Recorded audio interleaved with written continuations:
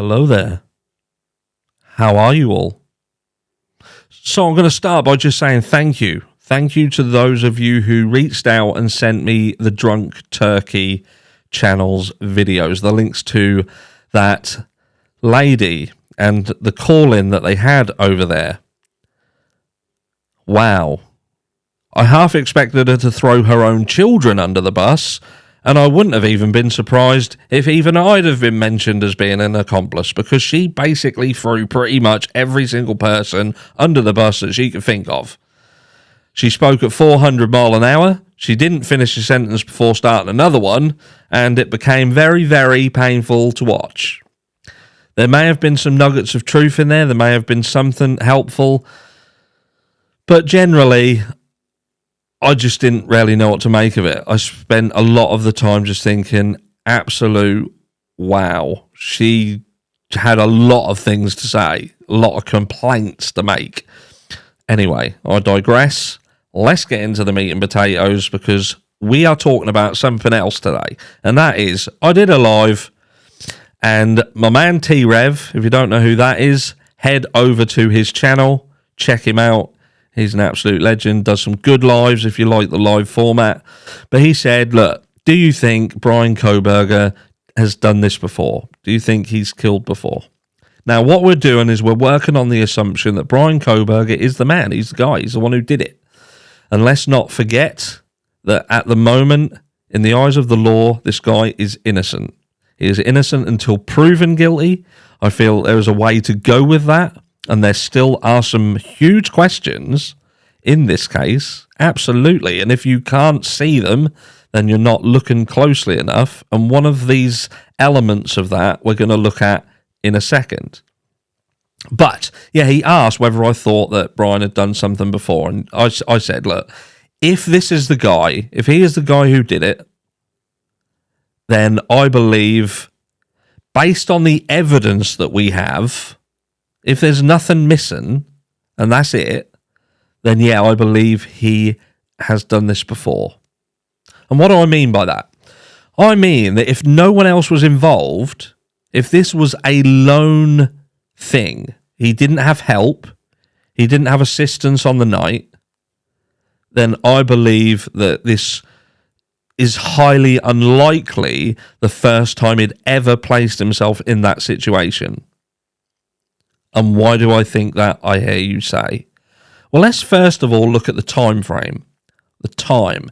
Now, despite the fact that there are still multiple news outlets quoting that law enforcement believe that the murders took place between 4 a.m.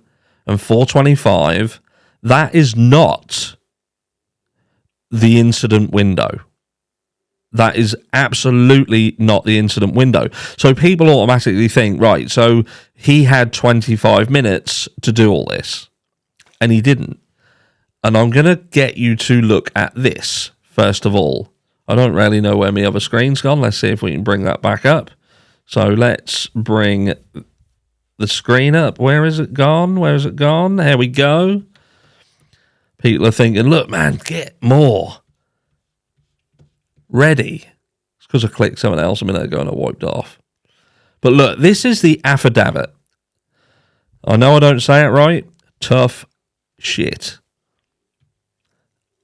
So here we go, right. So suspect vehicle, here, look, suspect vehicle 1 can be seen entering the area a fourth time at approximately 4:04 a.m. So at 4:04 a.m., he's still in the car. He's not in the house. It can be seen driving eastbound. So he's driving eastbound on King Road.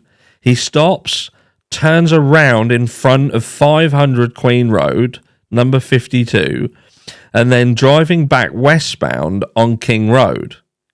When suspect vehicle 1 is in front of the King Road residence, it appeared to unsuccessfully attempt to park or turn round in the road. The vehicle then continued to the intersection of Queen Road and King Road, where it can be seen completing a 3-point turn and then driving eastbound again down Queen Road. So he's in the car driving outside. He's not even in the house here. And it says, and the suspect vehicle one is next seen departing the area of the King Road residence at approximately 4:20. So he's done out of the house, back to the car, started the car, and leaving, hit the camera, whatever the distance is on that camera, that specific camera, and is seen on that camera at 4:20. Now, if I find another section of this quickly, where are we? So if I go back down here, and if you can remember, it also talks about, obviously we've kind of been programmed to think that everyone was asleep in the house. There are people who still think he went into the house and done this while they were asleep. There's a section on here, if I can find it. If I can't, I don't want you just staring at me trying to find it. But it talks about the use of social media at, I think it's Xana, at 4:17 a.m. On TikTok, I believe. Here we go. I think it's in this section here. Right, so cellular phone indicates she was likely awake and using TikTok app at approximately 4:12. So she, if it was her on TikTok, was saying that I doubt that whoever did this stopped halfway through and thought, let me just scan through TikTok and check out some videos. So it goes hand in hand with saying that at least one of the victims was on their mobile phone on TikTok.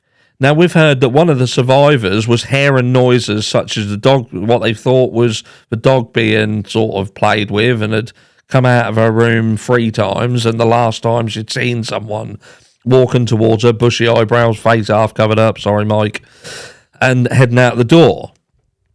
So the window that this happened is shrinking and shrinking and shrinking. So even if you say that you're looking at, I can't work it out. To me, it seems that everything took place between 4:10 and probably 4:18, sort of an 8-minute window. And what do I garner from that? Now, I garner a lot of things get thrown into the realms of I don't see how that works, like the incel theory. There's an ex-FBI guy who has come out and said he probably developed an incel complex based on the fact that he was bullied by girls when he was at school, he was chubby, yada, yada, yada. This is frenzy, this is uncontrolled rage, and I can't see that. I can't see uncontrolled rage, but kept within such a tight constraint of time to get in, to do, to get out in the car and away. There's something that don't sit right there. And it also raises some other questions. Did he have help? Was there a second person? Could one person have done this on their own in that very, very short window of time? Probably, well, definitely a lot shorter than the 25 minutes that we are led to believe is the time, is the window that this happened, because it's not. So could one person have done all this themselves? And not only talking about the night itself, but how the hell did this guy learn everything he did about the property? Had he been in there before? Had he been given information by a third party about what to expect in there? We heard that there was a food delivery literally at 4:00, and he enters a few minutes later, and I've said this again, and I don't want to keep repeating myself, but this just doesn't sit right. But the fact that he was able to go in, seemingly be relatively unaffected by what he saw, like people talk about PTSD, and I'm going to be doing a video later today that touches on another element of this case, which has been recently brought up about Bryan's connection with another guy, Brent. And, you know, we talk about PTSD. It's things like this, seeing things like this, that can cause stuff like that. So to be completely hardened to this, to have never done this before, this is your first time, and this is a horrific scene. We've been told that. by people who are trained in law enforcement. They've seen stuff like this. But for them to say what it was like,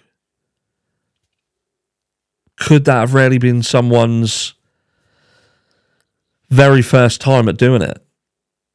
And perhaps, and I said this last night, perhaps he has done it before, and because he'd got off before and hadn't been found out, and the lax way in which it had been handled by law enforcement, did that give him a false sense of security?